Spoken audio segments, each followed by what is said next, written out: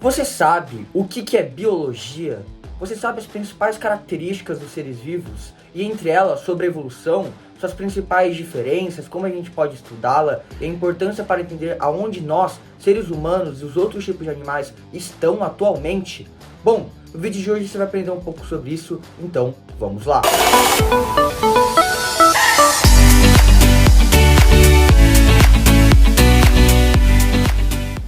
Inicialmente, vamos dar uma definição sobre o que é biologia. Biologia é a ciência que estuda os seres vivos, como eles atuam e até mesmo sua interação com o meio ambiente.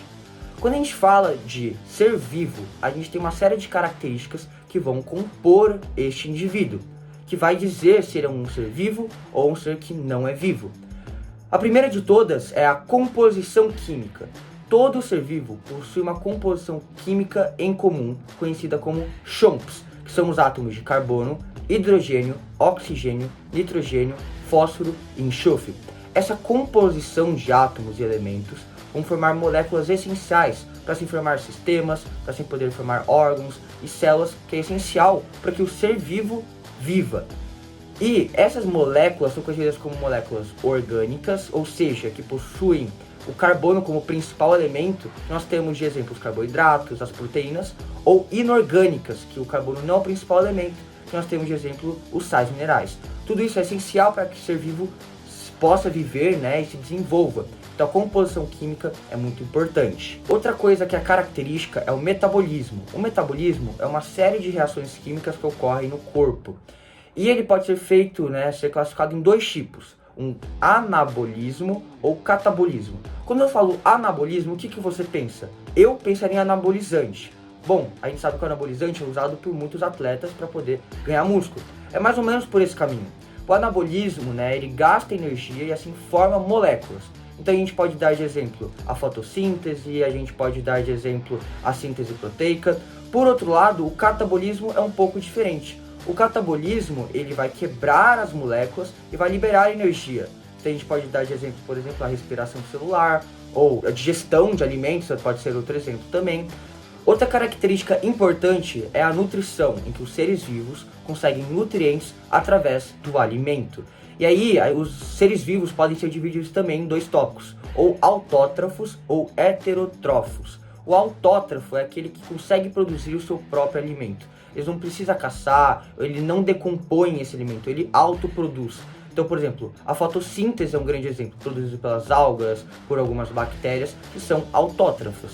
Heterotrófos é o oposto, Eles precisam ir atrás do alimento, eles precisam ingerir, eles também vão decompor esse alimento depois de um tempo. Então, exemplos, nós temos nós, seres humanos, Então, onívoros, carnívoros, herbívoros, certo? Então, a nutrição também é muito importante. Como ele vai conseguir energia? Ele mesmo vai produzir ou ele vai ir atrás para poder adquirir esses nutrientes? E, também nós temos algo que é essencial, que é a reprodução, que é a geração de novos descendentes. Então, a reprodução também é dividida em dois tópicos, sexuada ou assexuada. A reprodução que é sexuada é aquela que é a junção dos gametas, geralmente do macho, o espermatozoide, e da fêmea, o óvulo. E bom, quando ocorre essa junção dos gametas, o descendente ele vai ter uma alta variabilidade genética. Por quê? A gente sabe que o ser vivo ele tem a junção dos cromossomos X e Y, da mãe e do pai. Portanto, ele não vai ser igual ao progenitor, ele vai ter algumas características diferentes, e isso é bom. Mas tem uma desvantagem, que é a dificuldade, é a demora que acontece para ocorrer essa reprodução. Já a reprodução assexuada é literalmente o oposto, não vai ter a junção dos gametas, então o progenitor ele vai se autorreproduzir e o seu descendente vai ser igual, ele, o progenitor. Então, por exemplo, vai ser como se fosse um clone mesmo, Então a variabilidade genética vai ser muito baixa. Supondo que ocorra alguma doença, e aquele ser vivo se reproduza de forma assexuada, se um morrer, todos os outros também vão, porque eles são idênticos, então isso é uma desvantagem.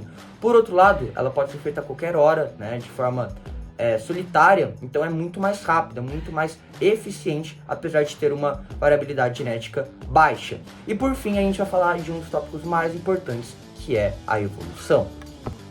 Bom, evolução como definição são mudanças ao longo do tempo de características hereditárias de uma população. A sua principal consequência está ligada à seleção natural, pensado pelo cientista Charles Darwin.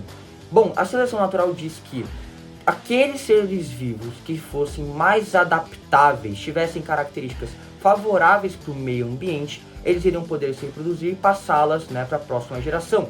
Então ele acreditava que, por exemplo, no passado, quando a gente pega o exemplo das girafas, haviam girafas com pescoços mais curtos e aqueles com pescoços mais longos. E aquelas que tinham pescoços mais longos tinham uma característica vantajosa, né, visto ao ambiente que elas estavam. Portanto, essa característica iria proliferar, iria passar para a próxima geração e essa característica iria se manter, que é a ideia da seleção natural, que também traz uma maior variabilidade genética, como eu falei, né, da reprodução sexuada. E bom, quando a gente fala de evolução, a gente tem que falar das evidências evolutivas. As evidências evolutivas têm vários tipos e nós vamos falar de algumas. Uma delas são os fósseis. Os fósseis são vestígios de seres vivos do passado que foram preservados, fossilizados. E aí tem 3 processos, né, geralmente, que há fossilização. Um deles é através do âmbar. O âmbar é um resíduo presente nas plantas que em um determinado momento pode, né, ter colidido com um ser vivo que vai ficar meio que preservado até que alguém vá lá e encontre ele. Isso pode acontecer de forma extremamente rara, né? Então, por exemplo, uma planta, um mosquito, por exemplo, que pode ter caído naquele momento em que a gota da seiva, né, estava caindo e assim ele ficou preservado, que é extremamente raro, mas tem algo parecido do congelamento. Então, um ser vivo, né, que estava em um ambiente mais frio, ele entrou em contato com a água, congelou e ficou preservado. Também é outro tipo, mas as mais comuns que a gente vê, por exemplo, dos dinossauros, é a mineração, em que, né, um indivíduo após ele morrer, ele vai sofrer um processo de decomposição feito por organismos decompositores. Dessa forma, os tecidos moles, então, por exemplo, os músculos, a cartilagem, tudo isso vai ser consumida, sobrando apenas os ossos. E após esse momento, várias camadas de sedimento virão e vão cobrir esses ossos, né, esses fósseis. E com isso ele vai proteger, né, das condições externas do ambiente. E com o passar dos milhares de anos, esse sedimento vai provocar uma mudança da composição química, assim petrificando, né, protegendo esses ossos por milhares de anos. E com o passar também do tempo, né, com os desdobramentos e coisas relacionadas à costa terrestre, esses, né, sedimentos, né, esses fósseis que foram preservados podem ser encontrados. Então, essa é a coisa mais comum que a gente acha, né, comparado aos outros que são bem mais complicados da gente encontrar, mas isso é uma maneira de fossilização também. E graças aos fósseis, uma série de coisas a gente consegue observar, como por exemplo, a anatomia, a cronologia, a gente também consegue saber mais ou menos o habitat, a alimentação, uma série de características sobre aquele indivíduo naquele momento da história. Então, é muito importante os fósseis, mas ele não é apenas o único método para a gente poder observar as evidências evolutivas. Também nós podemos citar outro tipo que nós temos, né, é a bioquímica comparada, onde a gente vai comparar indivíduos com ancestralidade comum, olhando, por exemplo, a síntese de proteínas ou o material genético. Então, quanto mais características, né, forem parecidas entre dois indivíduos, mais próximo a sua ancestralidade com aquele indivíduo que você está comparando. Então aí a gente entra no relógio molecular, onde a gente observa características de indivíduos e a partir deles a gente consegue encontrar um ancestral comum, né? E quanto mais longe estiver, características mais distintas apresentarão ambos os dois indivíduos. Outro tipo que nós temos é a embrionagem comparada, em que a gente observa a formação do embrião e as suas fases. Assim a gente consegue perceber semelhanças e diferenças. Por exemplo, nesta imagem a gente consegue ver a formação de um embrião, de um golfinho e do ser humano. A gente vê que no início elas são muito parecidas, ou seja, algumas características, né, presentes em ambos se mantiveram nesse processo. Então não é tão distante, né, nós, por exemplo, dos golfinhos. Mas se a gente pegar de outra espécie, como por exemplo aqui, a gente vê que tem uma diferença muito grande, ou seja, né, quando a gente olha no aspecto evolutivo, o ancestral comum estava presente há muito mais tempo atrás.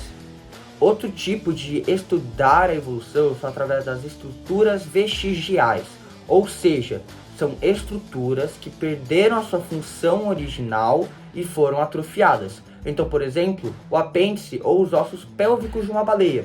Como assim, João? Quando a gente sabe que as baleias tiveram um osso pélvico, a gente pode concluir que lá no passado eles tiveram um ancestral que estava no ambiente terrestre, porque os ossos da pelvis, né, é utilizada para locomoção. E a baleia, ela passou a nadar, ou seja, a gente sabe que através dessas estruturas teve um ancestral comum em um outro ambiente, vendo uma evolução. Então a gente consegue saber a anatomia, os hábitos, o habitat, uma série de coisas.